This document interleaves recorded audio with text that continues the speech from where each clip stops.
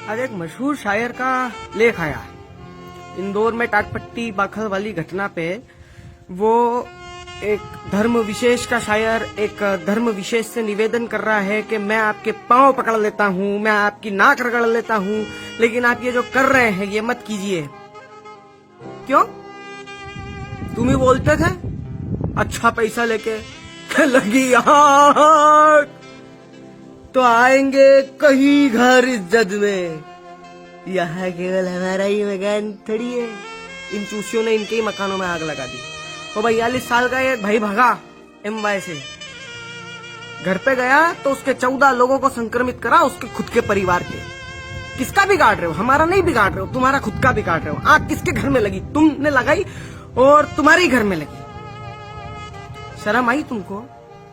पहले किसी के बाप का हिंदुस्तान थोड़ी है, किसी के बाप का नहीं है, नहीं है। तुम्हारे बाप का तो कतई नहीं है, क्योंकि अपने बाप की बपोती के साथ ऐसी हरकत कोई भी नहीं करता। मुझे शर्म आ रही है तुम लोगों पे, और मुझे शर्म आ रही है कि तुम अपने आप को शांति दूत कहते हो। वो पुलिस वाले जो आए थे, वो डॉक्टर लोग जो आए थे, वो क्यों आए थे?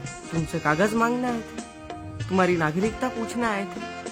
वो तुम्हारे लिए आए थे, तुम्हारे बच्चों के लिए आए थे, तुम्हारे घर के बुजुर्गों के लिए आए थे, तुम्हारी कौम के लिए आए थे। लेकिन नहीं, हमको तो करना है। हम शासन के खिलाफ जाकर के खड़े होंगे। हम सब वो करेंगे जो शासन मना करेगा। अरे भाई, तुमको किसी पार्टी से विरोध है, करो। मोदी से, योगी से, सबसे करो। अपने आप से तो मत करो। ये बेशर्मी, ये जलालत, ये मत करो। हाँ? और क्या क्या क्या क्या बोलते थे वो शायर साहब? बुलाती है मगर जाने का नहीं, बुलाती है मगर जाने का नहीं। चलेगा? सुन लो, चलेगा। अब वो शायर साहब बोल रहे कि मैं इनके घर पे जाके इनके पांव पड़ू, तो इनके घर पे जाओगे, उनके पांव पड़ोगे, तो उनको जो वायरस लगा है वो तुमको भी लगेगा। फिर तुम्हारे घर वाले बोल देंगे किसने बोला था जाने का।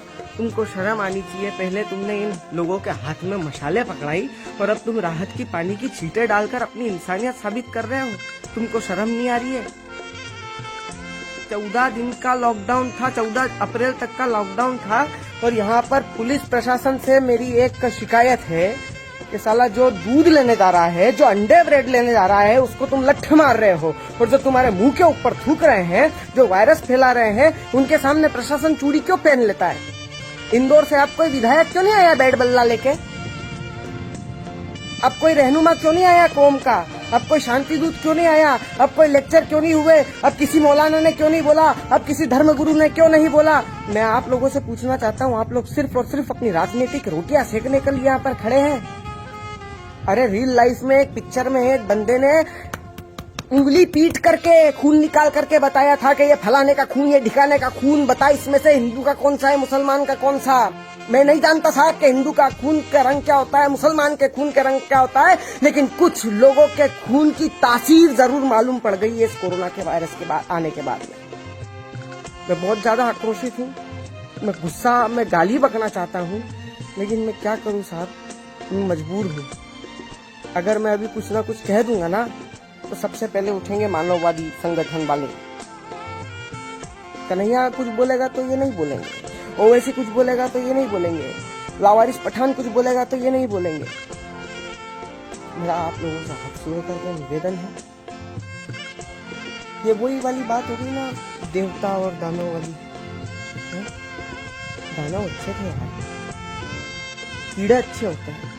कम से कम वो अपनी कौम का बुरा नहीं करते, कम से कम वो अपने वालों का बुरा नहीं करते। लेकिन पता नहीं लोगों को कौन सा मजहबी कीड़ा काट रहा है।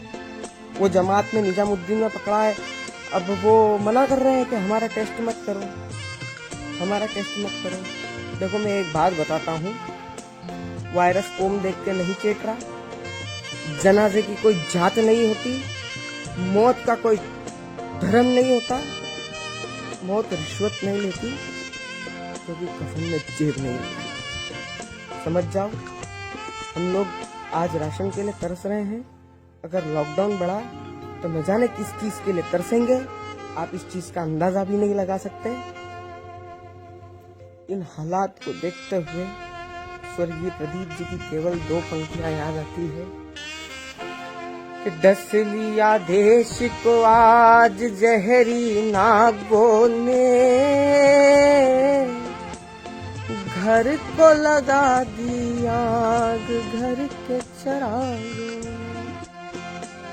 मैं उन सभी रहनुमाओं से अपील करता हूं जिनको मानवता की थोड़ी सी भी पड़ी है कि आगे आए, इन लोगों को समझाएं, इन लोगों से रिक्वेस्ट करें, अपील करें कि शासन का, प्रशासन का और कम से कम जान बचाने वाले डॉक्टरों का सहयोग करें, नहीं तो नस्लें खत्म हो जाएगी साहब। इस हिंदुस्तान को जापान का नागासाकी और हिरोशिमा ना बनाए।